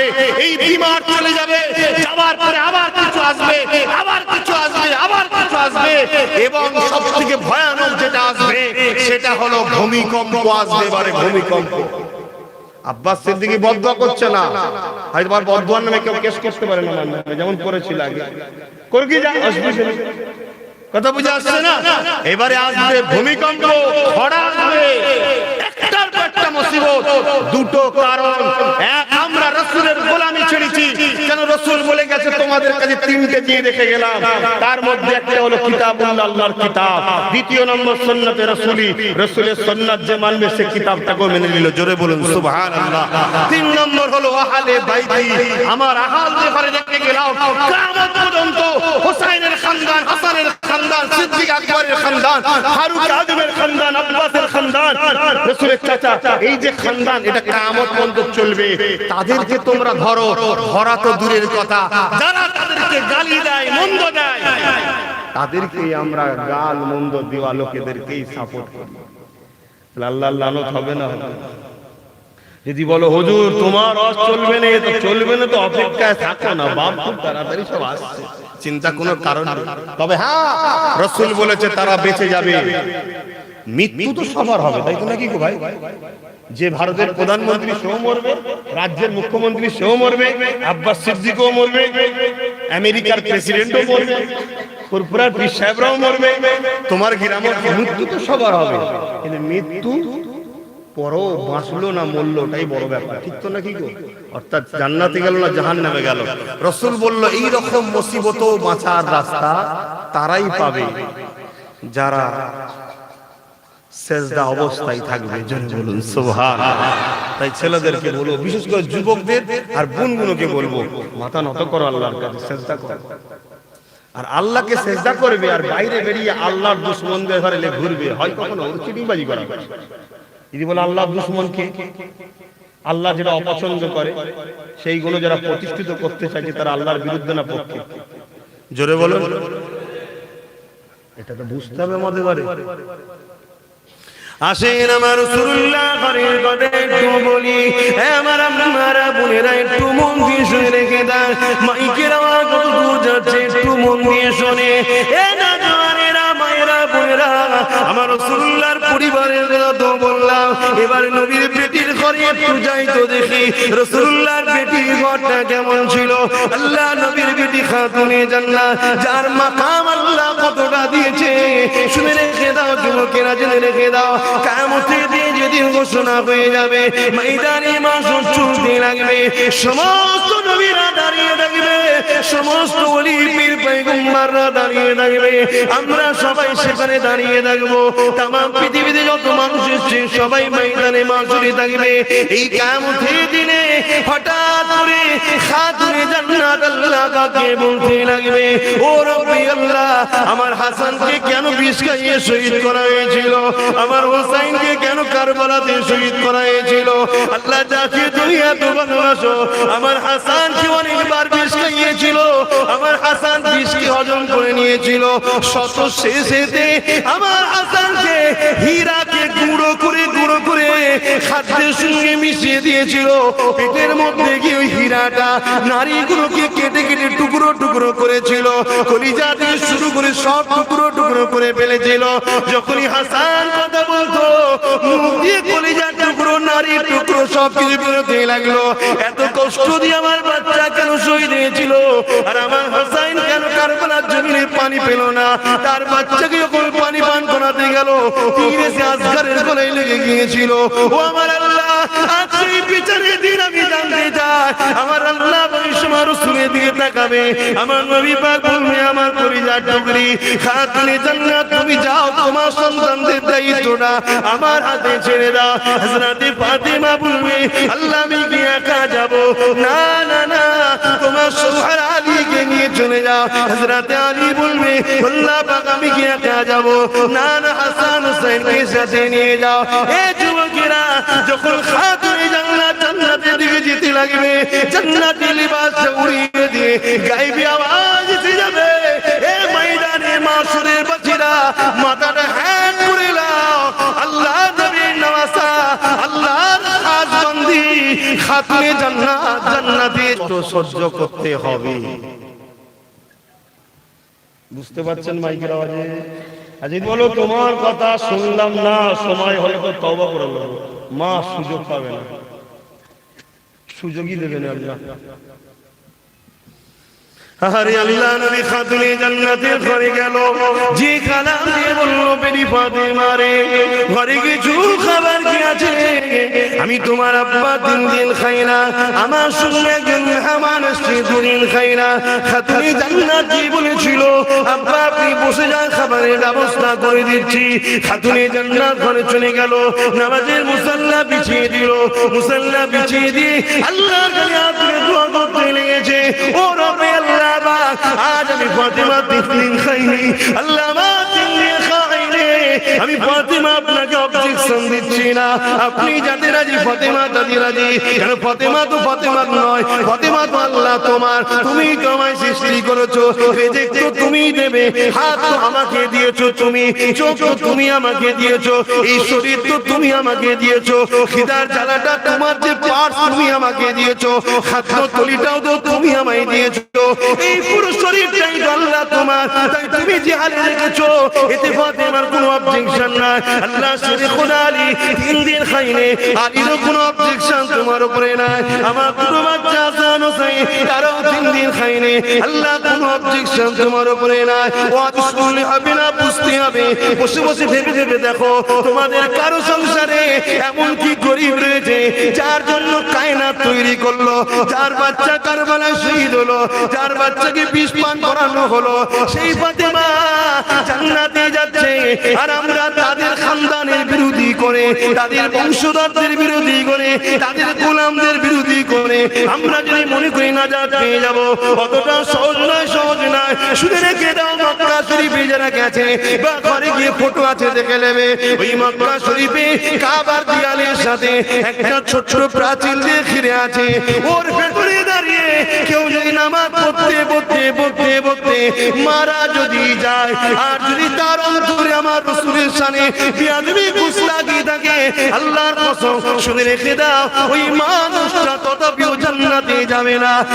আহলে রাসূলদের বিরোধী করে, তাদের খানদানের সমালোচনা করে দুনিয়ায় তোমার মাতব করে চলে যেতে পারে, দুনিয়ায় তোমার মাস্তানি চলে যেতে পারে, কিন্তু মিনহা খালাকনাকুম ওয়া ফিহা নুঈদুকুম ওয়া মিনহা নুখরিজুকুম তারাতান উখরা বলে যখন কবরের জমিনে তোমায় নিয়ে যাবে, ওই কবরের জমিনে আল্লাহ নবী জানিয়ে দিলে 99টা সাপ দেবে, বিচ্ছু দেবে, যার এক নিঃশ্বাস জমিনে যদি পড়ে ওই জায়গায় গাছপালা গজাবে না।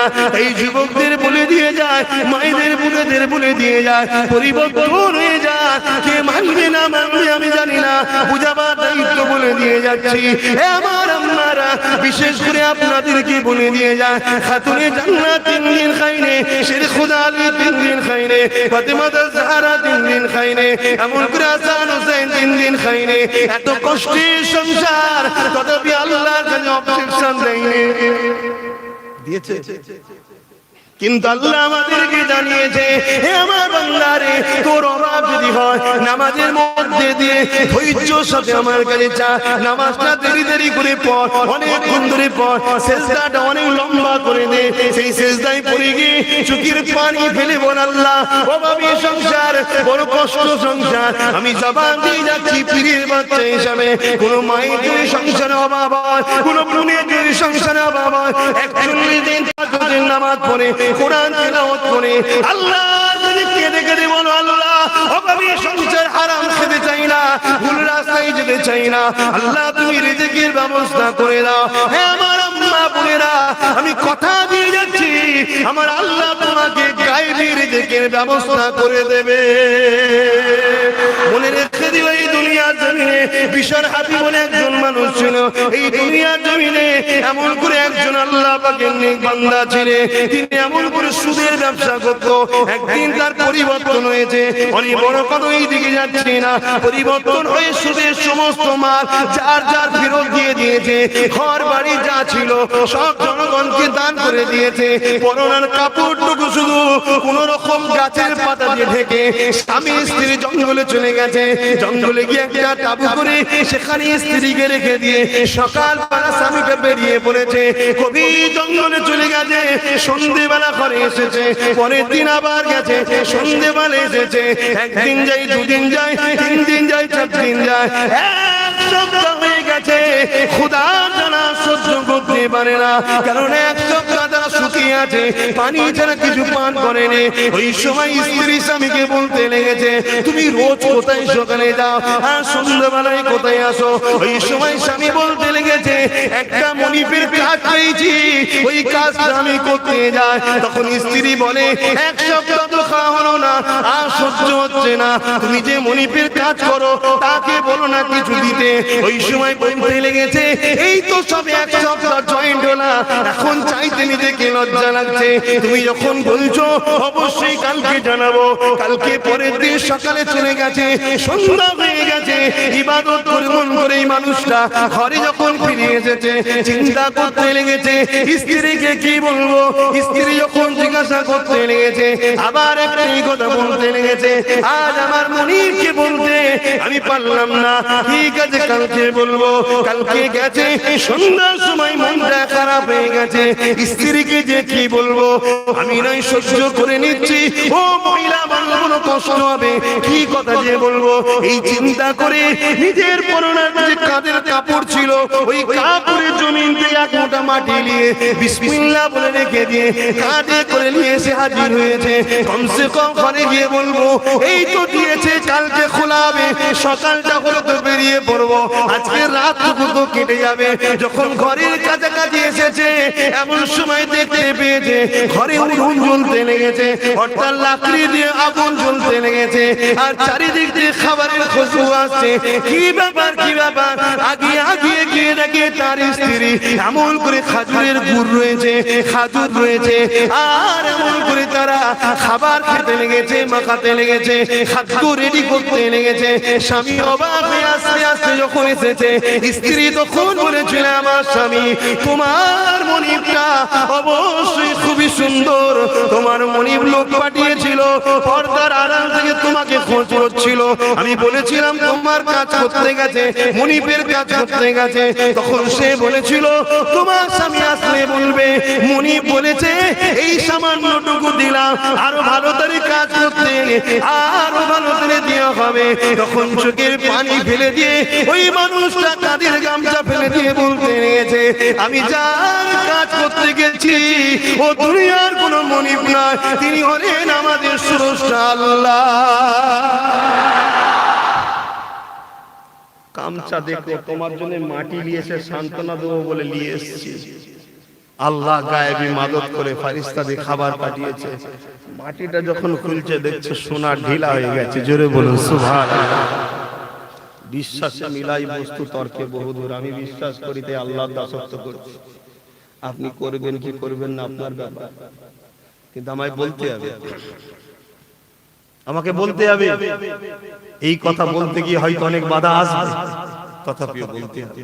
আমার আম্মা বোনেরা, অভাব থাকলে আল্লাহকে বলুন, কেন আদ-দাইয়ুসু লা ইয়াদখুলুল জান্নাত, দাইয়ুস কোনদিন জান্নাতে বলুন যাবে না। দাইয়ুস কে?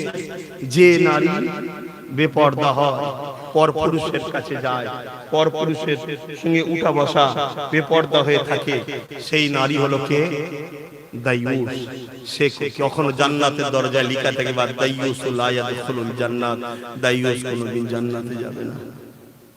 দুনিয়া আপনাকে বহু দিক দিয়ে চক্রান্ত করবে দাইয়ুস বানাবা, আপনাকে পর্দা থেকে বার করে রাস্তায় লাইনে দাঁড় করাবার দুনিয়া চেষ্টা করবে, আপনাকে বাজারে তোলার চেষ্টা করবে, আপনাকে ভিড়ের মধ্যে দুনিয়া নিয়ে যেতে চাইবে, কোন মিটিং মিছিলে আপনাকে দাঁড় করাবে, 500, 1000, 10,000, 20,000 দেবে, চলো পর্দা থেকে বেরো, পর্দা থেকে বেরো।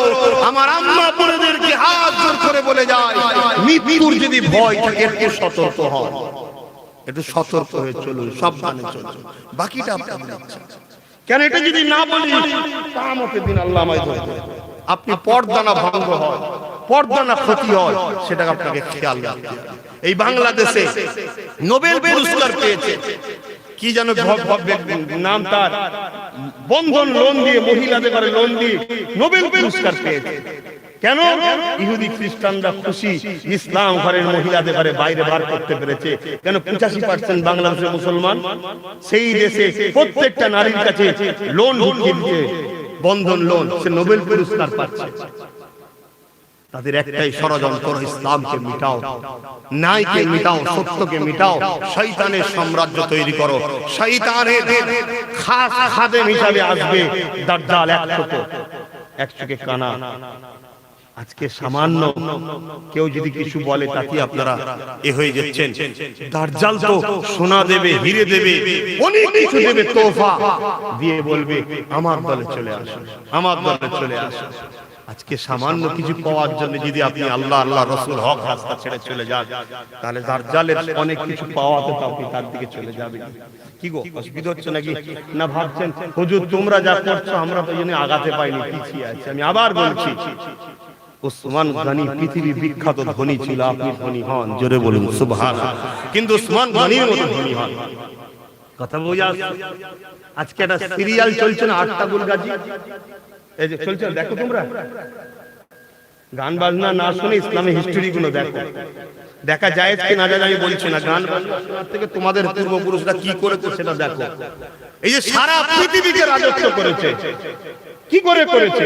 শয়তানের রাস্তায় গিয়ে না, রাসূলুল্লাহর রাস্তায় গিয়ে, ওই রাস্তায় গিয়ে তুমিও সারা পৃথিবীর রাজত্ব করো না, বাস সেদিকে কোনো অসুবিধা নেই। আমার কথা বুঝে আসছে ভাই? হযরতে খাতুনে জান্নাত, হযরতে আমার রাসূলুল্লাহর আহলিয়া, কি হলো রে বাবা? কথা বুঝে আসছে? খাদিজা কুবরা পৃথিবী বিখ্যাত নাম করা ধনী লোক ছিল, ঠিক না বেটি? তোমরা হও না, কে মানা করেছে? কিন্তু রাসূলের রাস্তায়, শরীয়তের রাস্তায়, ইসলামের রাস্তায়, ভুল রাস্তায় গিয়েও ধনী হওয়া যায়, ভালো রাস্তায় থাকলেও ধনী হওয়া যায়। কিন্তু সবচেয়ে বড় কথা হচ্ছে তুমি আল্লাহর খুশি চাও না নিজের খুশি চাওয়াকে ঠিক করো? বলো বলো, কি করতে চাও? দুনিয়ায় আল্লাহর খুশি চাও না নিজের খুশি চাও? যদি আল্লাহকে দুনিয়ায় খুশি করো, তোমাকে আল্লাহ খুশি করবে, ওয়াদা করেছে কোথায়? বলো, পরকালে জান্নাত। তুমি যদি এটা বিশ্বাস করো, তাহলে তোমাকে তো আল্লাহকে খুশি করতে হবে, তোমাকে তো চলতে হবে। আমি তো কিছু বললেই সমাজ বলবে উনি বিরোধী করছে, উনি বিরোধী করছে, বলবে না? বলবে না। কিন্তু এই সমাজে কি হচ্ছে? তুমি আমি ঘুমোচ্ছি, তুমি আমি 1000, 2000, 30,000, 5000 টাকায় নিজের অস্তিত্বকে বিক্রি করছি, আর এইদিকে বাবরি গেল কিছুদিন আগে আবার আসামে মসজিদগুলোকে ভেঙে দিচ্ছে, উৎখাত করে দিচ্ছে, হচ্ছে না? হয়নি? ওটারও যেমন প্রতিবাদ দরকার, এই বাংলা তো হাজার হাজার মুসলমানদের ঘরগুলোকে ভাঙা হলো, এটা একটা উৎখাত করার প্ল্যান, আর আমরা ঘুমিয়ে ঘুমিয়ে বেড়াচ্ছি। মসজিদকে বাঁচাবে কি করে সেটা তুমি ভেবেছো কোনোদিন? মাদ্রাসাকে বাঁচাবে কি করে তুমি কখনো ভেবেছো? এটা তো তোমার কাজ, তাই তো নাকি গো? হ্যাঁ কি না বল? এটা কাজ, হ্যাঁ কি না? এটা কি কাজ নয়? আজকে আমি বলি আল্লাহ, আব্বা তোমাকে আমি ভালোবাসি, আর আমার বাপকে কেউ জুলুম করছে, আমি চুপ করে দেখে দেবো, ভালোবাসি। এটা কি ভালোবাসা? আজ আমার আল্লাহর ঘরের উপরে জুলুম হবে, কোরআনের উপরে জালিমরা অত্যাচারের স্টিমরোলার চালাবে, আর আমরা সেই সব কথা ভুলে গিয়ে কোথায় গান বাজনা, মেলা, জুয়া, তাস, আড্ডা, কাফের লিডারদের পিছনে, বেঈমান মুনাফিকদের পিছনে ঘুরে বেড়াবো, তা খোদার গজব তো আসবেই। আর যদি আমরা এইগুলো থেকে ফিরে আসতে পারি, অবশ্যই আমার আল্লাহর পক্ষ থেকে সাহায্য আসবে। আমরা হুজুরের কাতারে ইমাম মেহদী সাল্লামের সৈনিক তৈরি হব। জোরে বলুন সুবহানাল্লাহ। আলোচনা যদি কারো খারাপ লাগে আমার কিছু করার নেই বাবা, কিন্তু আমাকে কোরআন সুন্নাহ ইসলামের হয়ে কথা বলতে হবে তো, নাকি গো? নাই বাংলা ইসলামের কথা বলা যাবে না? একটু বলেন না গো, বাংলা ইসলাম বলা যাবে না? সেই দিন আজ টাকা আমি দিন ইসলাম বলতে পারবেন না। শোনেন একটা কথা বলি, কেন নামাজের ব্যাপার আছে, তার আগে একটু সালাম দিয়ে নি, তারপরে বলবো। ও কথাটা শুনবেন তো নাকি? আর না কষ্ট হচ্ছে যে আসলাম কি শুনতে, আর আপনার সাথে কি বলে গেল? আমি কিছুই বলিনি বাবা, এ জবান আল্লাহ দিয়েছে। একই দেখতে এই সমাজে আছে, তারও জিভ আছে, তারও ঠোঁট আছে, তারও নাক আছে, তারও কান আছে, তাকেও সুস্থ কথা বলতে পারে আছে না? না, বলার পাওয়ারটা কি? তো এই জবানে কথা বলার সময় তুমি একবার ভাবছো না যে একটা বেঈমানের জন্য আল্লাহ ওয়ালা ঘরের ছেলেকে গাল দিচ্ছি না তো? এই জবানে বলার সময় একবার ভাবছো না একটা বেঈমানের জন্য এমন বলছি না তো যে কি করে ঢোকে দেখবে? এইগুলো একটু ভাবতে হবে, না ভাবলে বিচার হবে, এটাকে টেনে কপালে পেড়ে দিয়ে মারবে, তখন দেখা যাবে শয়তান তোমার থেকে আলাদা হয়ে গেছে। কিয়ামতের দিন যখন জাহান্নামীরা জাহান্নামে যাবে, তখন গিয়ে সবাই বলবে শয়তান করিয়েছে, শয়তান করিয়েছে। শয়তান এসে শয়তানকে আল্লাহ ডাকবে, তোমার নামে অবজেকশন দিচ্ছে। শয়তান বলবে আল্লাহ ওরা একবার বলুক তো, আমাকে দেখেছি কি? এই কে বলতে পারবে? কত বড় চিটিংবাজ দেখছে, ফাঁসাবে। আর তুমি যদি দরুদ পড়ো, নামাজ পড়ো, গরিবের হয়ে থাকো, অসহায় হয়ে থাকো, মিথ্যা কথা না বলো, তুমি কি বলবে?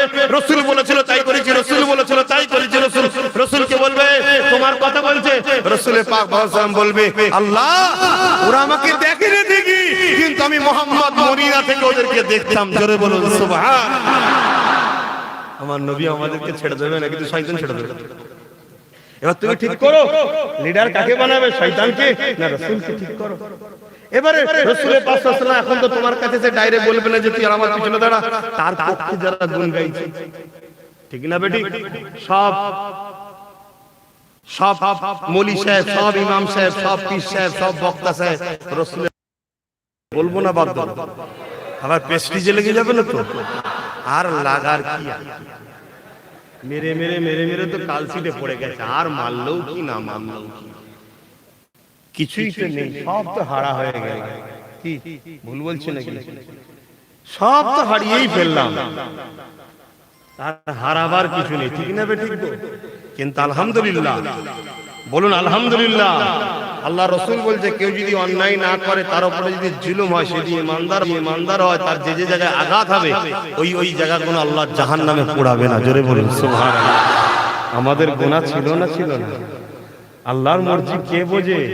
হয়তো মারের বদলে গুনাহ মাফ হচ্ছে, হতে পারে না? পারে না? যদি আমি আল্লাহর পক্ষে থাকি, যদি আমি হকের পক্ষে থাকি, আমি কেন নিরাশ হব? ঠিক না বেটি? আর যদি আমি শয়তানের পক্ষে থাকি, তাহলে আমার নিরাশ হওয়ার অনেক কারণ আছে। যে হলো না, লুটার হবে না। আমি যখন আল্লাহর পক্ষে, তাহলে আমার নিরাশ হওয়ার তো কোনো জায়গা নেই। জায়গা আছে নাকি? কিন্তু সালাম দেবো, তারপরে বলবো আসুন একটু সালাম দিয়ে নি। হে নবী সালাম।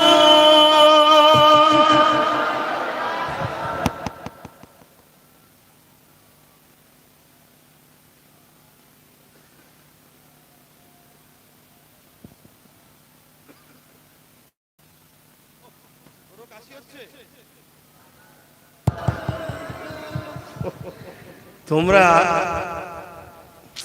ঠিক আছে, ভালোবাসো, আনন্দ করছো, নবীর গোলামকে নিয়ে আনন্দ করছো, ঠিক আছে। আল্লাহ তোমাদের এইভাবেই যেন আনন্দ করে করে রাসূলের শাফাত মিলে জান্নাত নসিব করে, বলুন আমিন।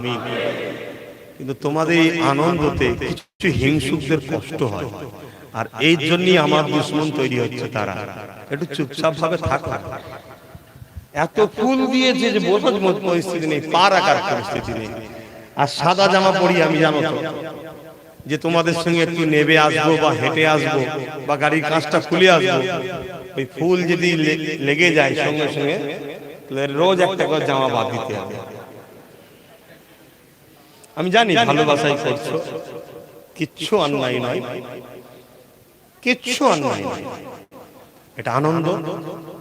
আমরা নবীর গোলাম কিলে করছি, ঠিক তো নাকি? প্রেমটা রাসূলের জন্য। তা আর আমি বসাবো না, দাঁড়িয়েই বলে দিচ্ছি। তবে বিদায় লিবার আগে একটা শেষ কথা, সেই কথাটা হলো এটাই, আপনি দিন ইসলামকে বিক্রি করে দুনিয়াকে, আখিরাতকে বিক্রি করে দুনিয়াকে কি চান আপনি? জোরে বলুন, চান? যদি চান তাহলে আমাদের সঙ্গে মিশে, আমার সঙ্গে, আমাদের বলবেন, আমার সঙ্গে মিশে ভাই কোনো লাভ নাই। আগেও আমি কাউকে জোর করে ডেকেছিলাম, আজও আমি কাউকে জোর করে ডাকছি না। আমার লক্ষ্য, আমার স্বপ্ন, আমার টার্গেট আগেও যেটা ছিল আজও সেটা আছে। আগে কথা বলেছিলাম, এখন কথা কম, কাজ বেশি হচ্ছে। কি করছি সময় এলে সব বুঝতে পারবে, সময়ের সাথে সাথে সব দেখতে পাবে।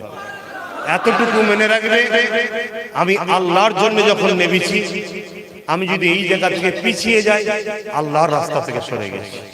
নাউজুবিল্লাহ বলুন। অবশ্যই আমি হকের পক্ষে আগেও ছিলাম, আজও আছি, মরণটাও যেন আল্লাহ হকের রাস্তায় দেয়, বলুন আল্লাহুম্মা আমিন। কিন্তু আমার দয়াল নবী আমায় শিখিয়েছে, তুমি যেতে চাইছো ওই পাহাড়টা পার করে, তুমি এখান থেকে পাহাড় কাটতে গেছো, কাটতে কাটতে কাটতে কাটতে দেখেছো ভেতরে একটা বড় রুহার এটা কিছু পড়ে গেছে, যেটাকে কাটতে তোমার অসুবিধা হচ্ছে, সময় বেশি লাগবে। তুমি একটু রাস্তাটা চেঞ্জ করে অন্য দিক দিয়ে কেটে বা পাহাড়ের একটু যেখানে কম উঁচু সেই জায়গা থেকে গিয়ে তুমি কিন্তু তোমার লক্ষ্য স্থানে পৌঁছাও। লক্ষ্য চেঞ্জ করতে নাই, পরিকল্পনা চেঞ্জ করতে হয়। আমি যখন দেখলাম খুব জোর যদি আমি চাপ দিই, লোহাটাকে কাটবো, লোহাটাকে গরম করে গলাতে পারি, কিন্তু এই লোহাটা দেখছি আমারই আপন, আমারই চাচা, আমারই ভাই, আমাদেরই চাচা, আমাদেরই ভাই, গরম করতে গেলে হয়তো দেখা যাবে অনেক বড় ক্ষত আমাদেরই হবে। তাই একটু পরিকল্পনাটা চেঞ্জ করা হচ্ছে, লক্ষ্যটা কিন্তু চেঞ্জ নেই। আমি কিছু বুঝাতে পারছি? লক্ষ্য চেঞ্জ নেই, লক্ষ্য একটাই, আল্লাহর জমিনে শান্তি প্রতিষ্ঠিত করা। জোরে বলুন সুবহানাল্লাহ। আল্লাহর জমিনে আল্লাহর সৃষ্টি অসহায় গরিবদের মুখে হাসি ফোটানো। জোরে বলুন সুবহানাল্লাহ। তো ভাইরা আমার, আমাকে বলছিল জলসা কমিটিরা, দাদা হুজুর পীর কেবলার একটু কথা বলবেন, তাই আমি বলছি যে আমরা দুনিয়া পেতে গিয়ে আখিরাত বিক্রি করব না তো? তাহলে আমরা দাদা হুজুরকে ভুলে যাব নাকি? কি হলো? দাদা হুজুর পীর কেবলা, দাঁড়ান সালামটা পড়ে বসেন। ইয়া নবী সালাম, ইয়া রাসূল,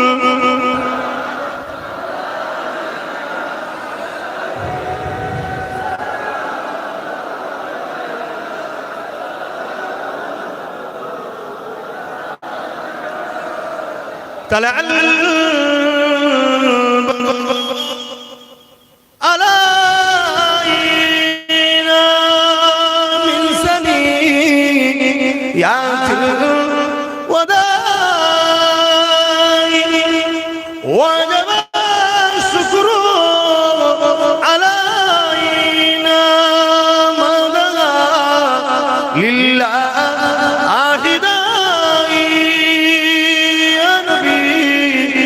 سلام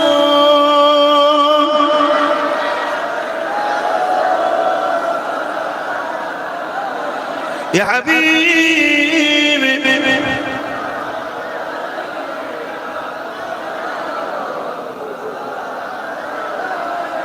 সকলে বসুন, দোয়া করুন, সকলে বসুন। ইয়া রাব্বি সাল্লিম ওয়া সাল্লিম দাঈ ভাই এই দাঁড়িয়ে দাঁড়িয়ে না মাইকের কর্ডের ডিস্টার্ব হচ্ছিল। যাক আসেন, দোয়া চাওয়া হবে। তার আগে আমি যে কথা বলছিলাম,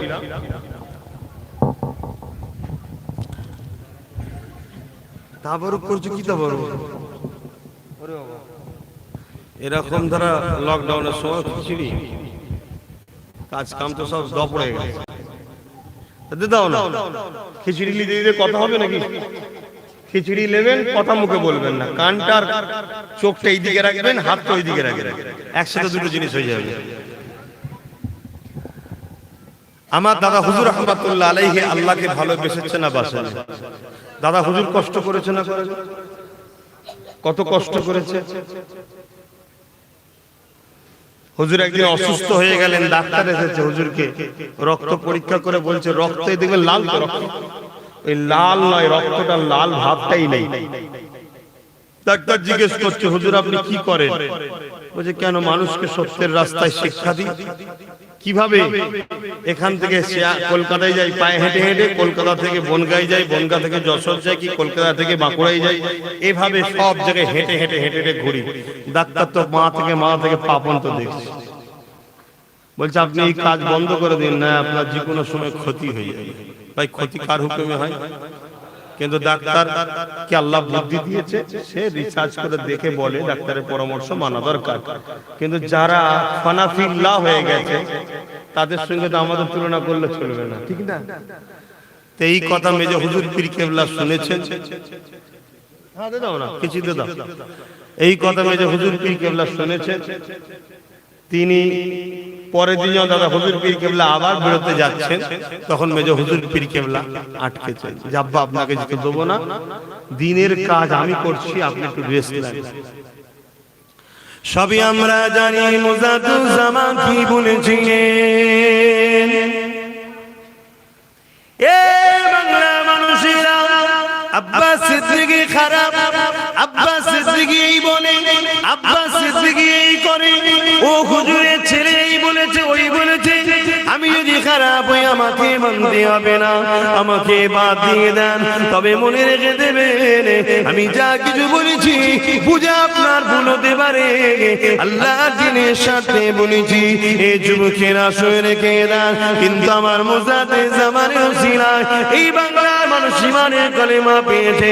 তুমি আজকে আমার উপরে রাগ মিটা দেখে আমার দাদা পীরের সিলসিলা ক্ষতি করা যদি চক্রান্ত করো, শুনে রেখে দিও কত বড় বড় পাহাড় চলে গেছে, আমার মুজাদ্দিজ্জামানের সিলসিলা টাতে পারেনি। এটা আহলে সুন্নাত ওয়াল জামাত, যেটা রাসূল বলেছে জান্নাতি দল, সেই দলের সিলসিলা।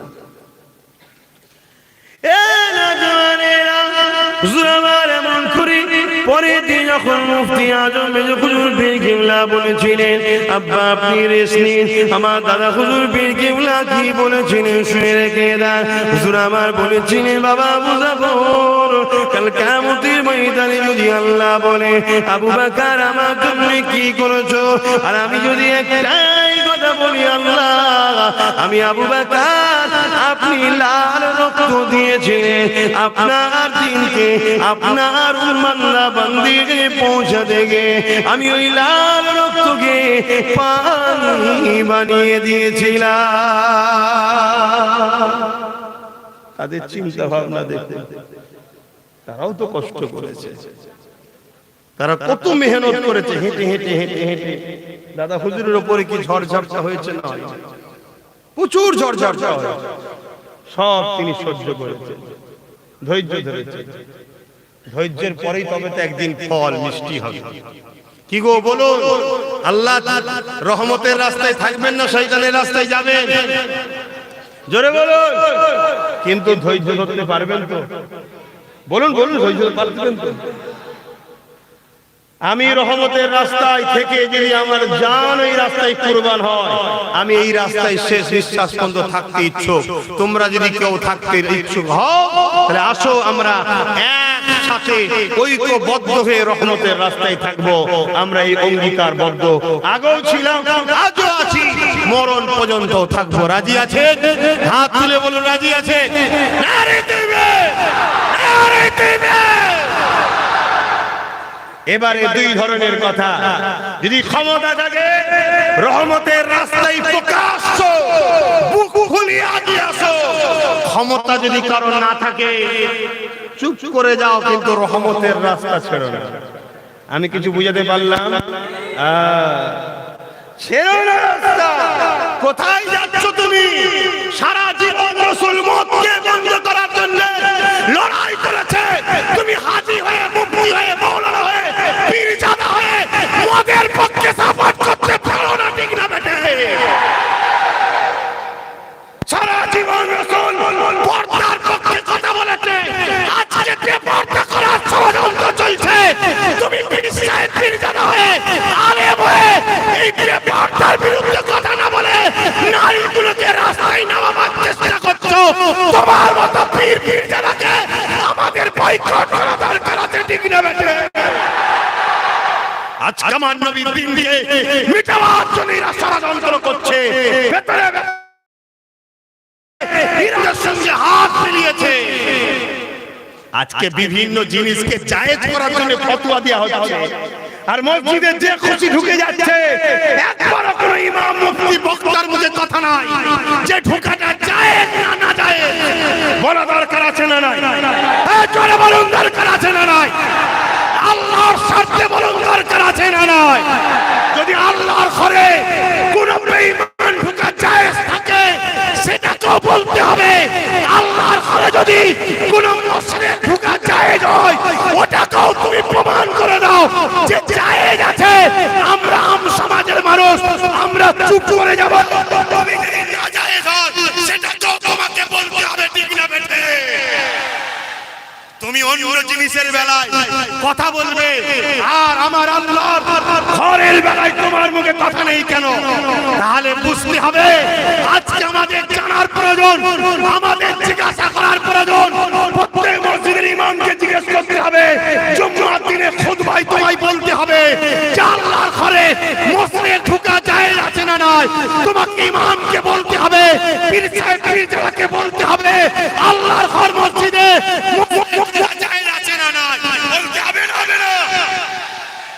এই প্রশ্ন করার সময় এসেছে না আসলে?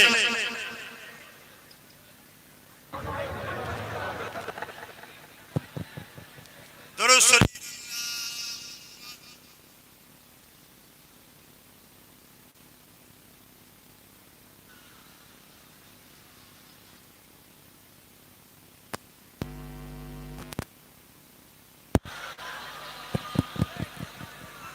আল্লাহুম্মা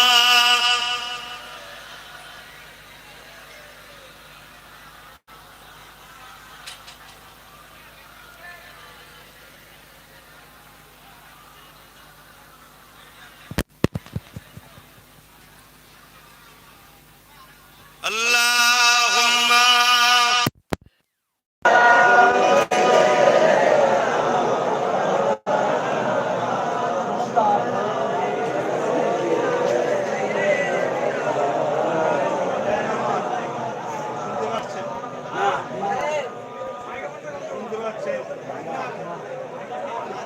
বসো বসো বসো বসো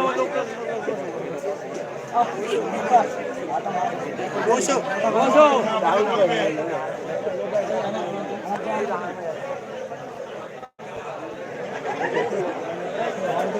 মাইক টুকার গরম হয়ে যাচ্ছে সেই মাইক সব পেয়েছে? পেয়েছো?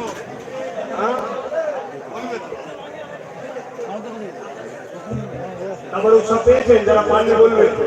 আমি ঠিক কথা বলছিলাম, মাইকার যে বুঝছেন না বলেন নেই।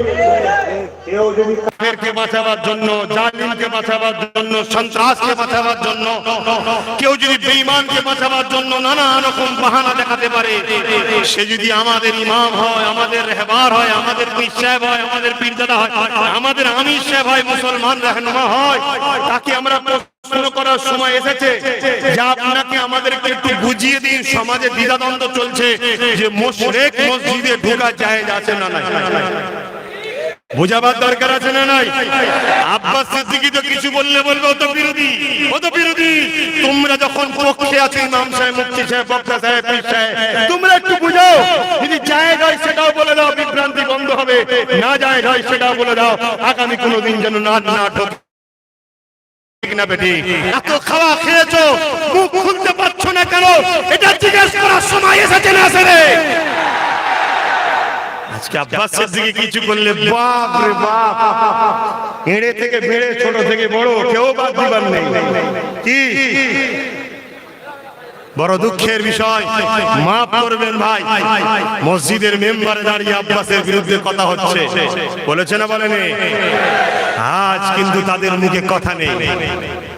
বড় কষ্টের বিষয়। বুঝুন, বুঝুন, ভাবুন, সমাজে এমন কিছু সম্পর্ক আছে স্বামী স্ত্রীর, যে সম্পর্কে সন্তানটা অবৈধ হয়ে গেছে। কথা বুঝছেন না, বোঝেন না? এখন বড় হয়েছে, তাকে মৌলী সাহেব করে দিয়েছে, সে এখন মসজিদের ইমাম হয়ে গেছে, সে মসজিদ বাঁচাবে? হ্যাঁ? আমি কোন ব্যক্তিকে আক্রমণ করে বললাম, নির্দিষ্ট কারো নাম বলেছি, কাল যদি কারো চুলকানো হয় জানতে হবে 2 নম্বরটা এই মালটাই। কথা বুঝছেন না, বোঝেন না? আল্লাহ স্বার্থে বলছে আব্বাস সিদ্দিকী, কারো কোনো আপত্তি থাকতে পারে, যারা আল্লাহর পক্ষে হবে, আমার মতে আপত্তি থাকার বিষয় না। ঠিক না বেঠে? যারা রাসূলের পক্ষে হবে, আমার মতে আপত্তি থাকতে পারে না। আজ আমার মসজিদে কেউ ঢুকে পড়বে, কাল আরেকজন বলবে তোর খোদার ক্ষমতা নেই বাঁচাতে পারে, তোর খোদার ঘরকে আমরা দেখে নেবো। তোর জন্য আমার খোদার ঘর খালি অপমান হচ্ছে। ঠিক না বেটি? যেমন কোথায় কিছু না, আমেরিকায় লাদেন তৈরি করলো, আর